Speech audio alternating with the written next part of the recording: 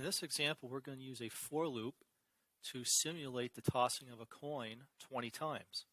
We're also going to incorporate an if statement, which is going to determine if the coin has a heads up or a tails up. So let's get started.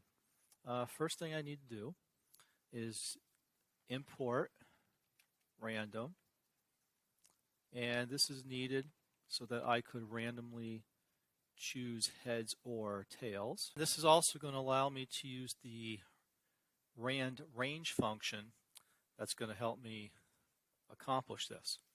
So I'm going to put a print statement here to let the user know what this program is doing. So after my print statement, this is where I'm going to put in the for loop. So for, and I need a target variable. You could come up pretty much with anything, number, value, even a single letter is okay under these conditions. I'm going to go with NUM for number. The end command and the range function, and I want to run this 20 times, so I'm going to put in a 20 and hit the colon right there. Okay, now keep in mind that this is going to iterate 20 times, and the value 20 is not going to be part of my iteration. I'm actually going to go to a range of 0 to 19.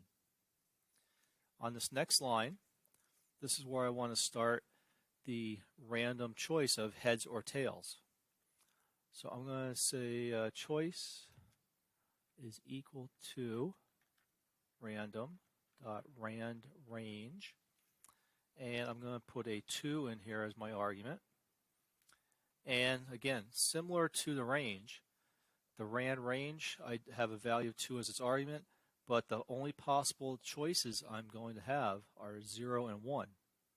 So in both of these functions, the value that we're looking at, the 20 and the 2, are basically where the function is going to shut down, it's going to end, and those values will not be included in the program.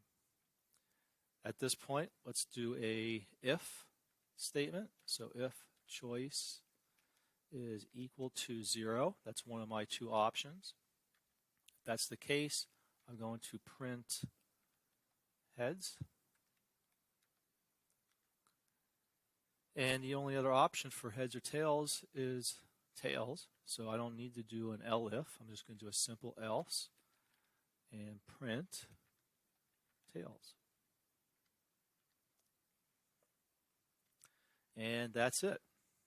Okay, so this should simulate a coin toss of 20 times. And let's go ahead and run this and check our output. Don't forget this is random. So it is possible that we could get multiple accursions that look the same. As we do, we have 3 tails in a row. That's perfectly normal. But then we have a heads, a couple heads in a row there, several tails, and you can see that the output looks like it is random and it is kind of mixing it up. So there you have it, the coin toss with a for loop. Until next time.